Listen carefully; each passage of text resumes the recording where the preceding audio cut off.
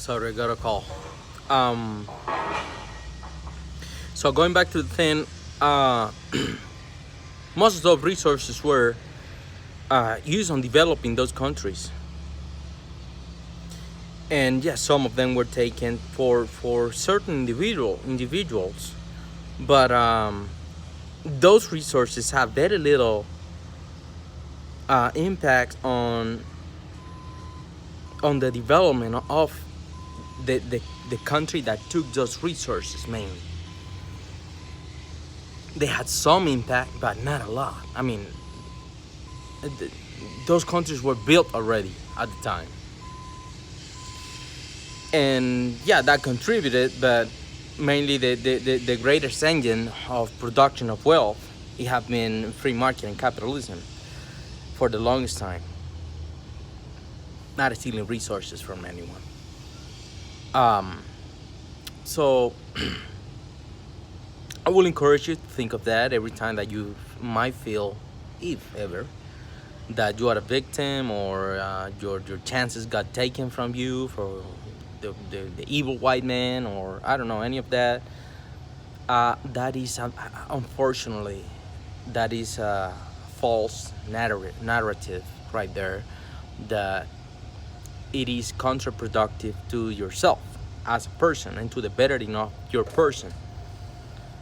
um, the other day I was talking to someone, and that someone was telling me, well, I mean, sometimes black people, this someone was a black person, and he told me that black black people sometimes have these kind of traumas, and they were raised thinking that the white man is bad, and um, they don't want to work for the white man, and they don't uh, some of them are low skilled, and they don't want to work for minimum wages, and which is, honestly, I mean, I have to give you that one, is slave wages nowadays, because we have destroyed capitalism so much that we don't have it anymore. We have reminiscence of capitalism. We don't have real capitalism anymore.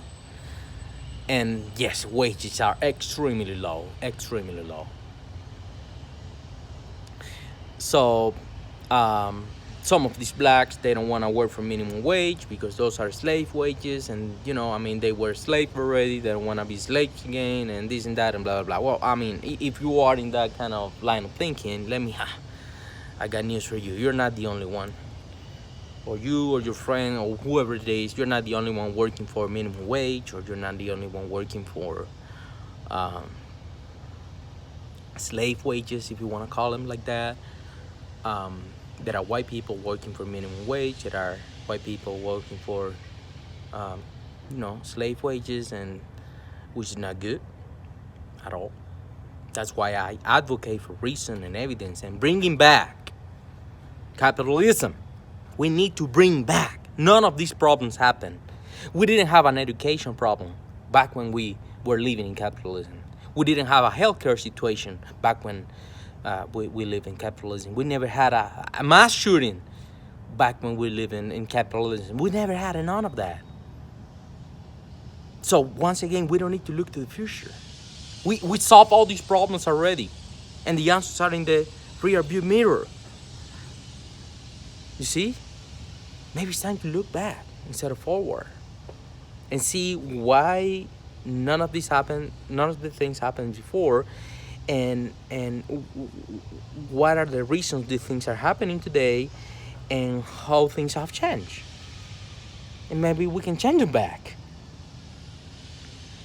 I already talked about the low quality of parenting. I already talked of the cancer of single motherhood running through America. I already talked about trying to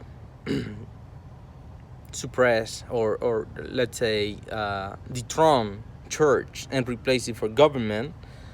I already talked about that. I already talked about replacing family and friends for government, and that is bad too. And all of those things confabulate to lower substantially the quality of society, and society decays and dies.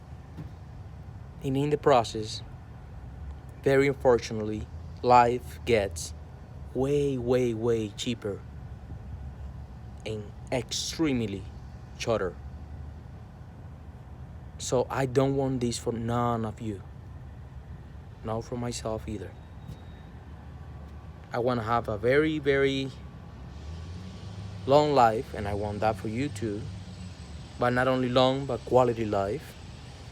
And I want you to be able to get married, and I want you to be able to have kids, and I want you to be able to buy a home, and I want you to be able to have a beautiful, decent life, earn livable wages, regardless of your education, because everybody needs to have a shot.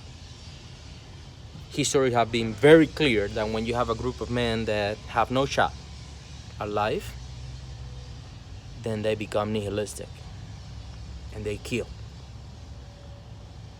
No good. So it is important to keep a balance. And in order for those things to happen, once again, the answer is in the past, not in the future. We had that already.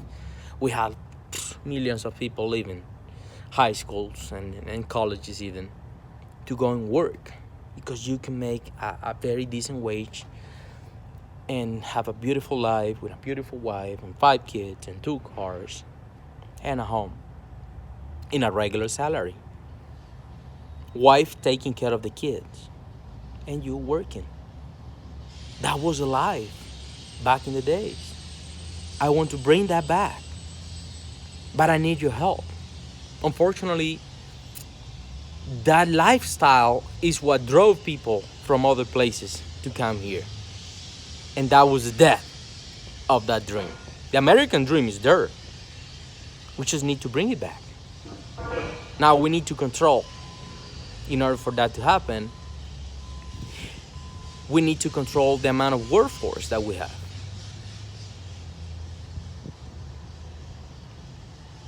And in doing so, we can ensure that everybody has a shot at a decent wage. And when everybody has a shot at a decent wage, then everybody has a shot at life.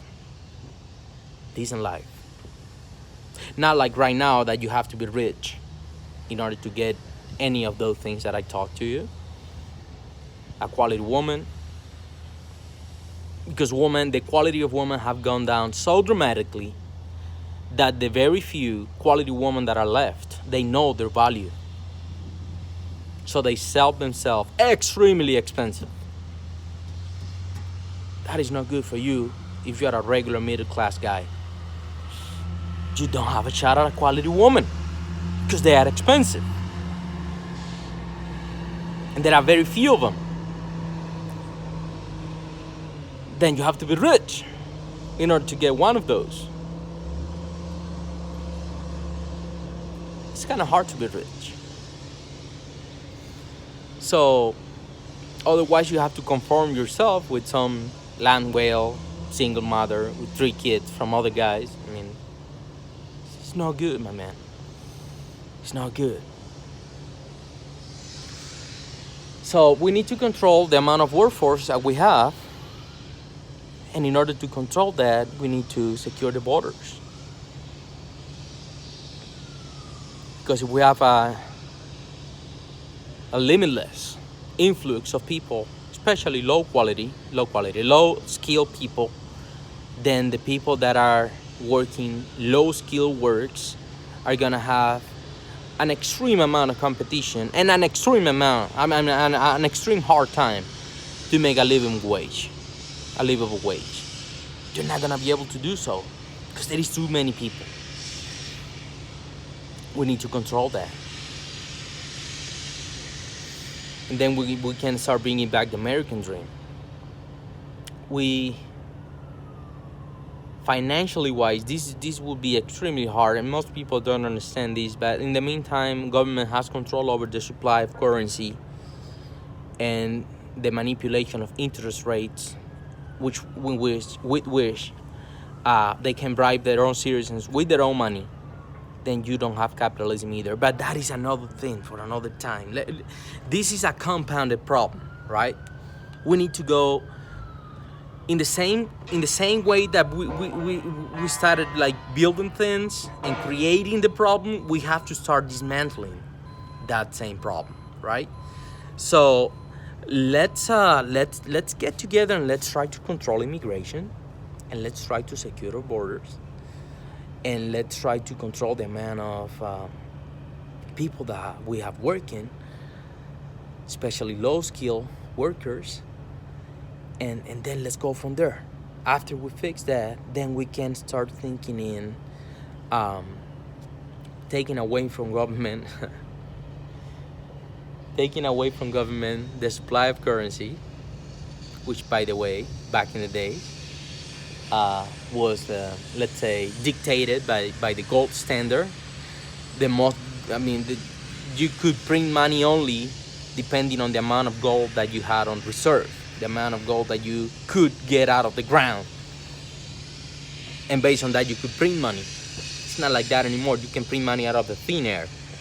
That is no good. Of course, government love that because now they can like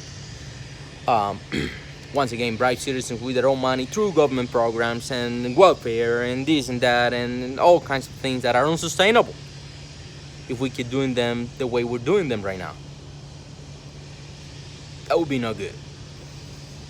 And since they control the supply of money, they can control the interest rates, which is the price of money, the price that you pay to borrow money, which, by the way, back in the days was controlled by the amount of money that people had in the bank. So government have nothing to do, and they will tie, their hands were tied in that regard. And that was real capitalism. That's back in the days when you put your money in the bank and you make 8 to 12% in interest just because you put your money in the bank. No welfare, no Wall Street, no nothing. Just put your money there and your money grew. You don't get none of that today. You lose money today if you put it in the bank because inflation grows higher or faster than the amount of money that banks pay in interest to have your money. So we need to fix that. We need to bring that back. We need to either go back to the gold standard, which is this is entering the assassination zone because there is a mafia that controls the money and the currency and the printing and this and that, and of course they don't like this. They want to keep printing money out of the thin air because let's say you got $10 in the economy, circulating in the economy right now, right? And let's say that I have control over the amount of money that is circulating in the economy. And let's say that I have the printing press, right? So this is how it works. When I get $10 in the economy circulating, and I got the printing press, and I can control how much money is circulating in the economy, what I do is that I print $10 more. And I'm gonna talk about round numbers, simple numbers, so everybody can get it. So what I do is that I print $10, right? And I give those 10 brand new dollars to myself and my friends.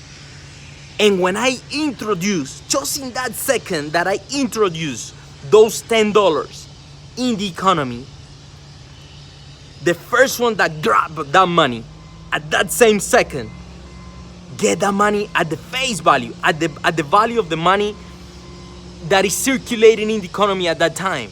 So right now, let's say I got $10, and let's say the price of $1, let's say round numbers is $1.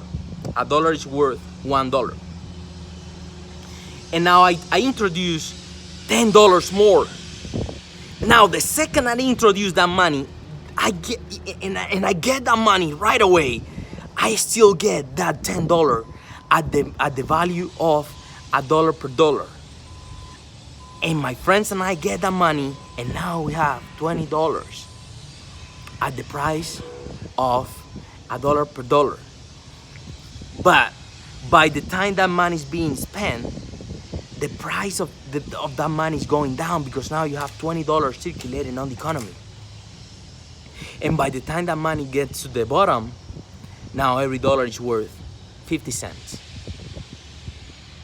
See? It's a racket. And they love it. They print money, they give that money to their friends, like friends meaning like bank institutions and insurance companies, like big things. They print that money, they give it to them and to themselves and to their businesses, and they get that money at the face value. At that second when that money was introduced to the economy. And that's awesome, because 3 days later, that money is going down in value, like right away. But you got it at face value when you introduce it, and you got it firsthand, and that is very, very convenient if you were in that position. But then that should be illegal, and it is definitely immoral.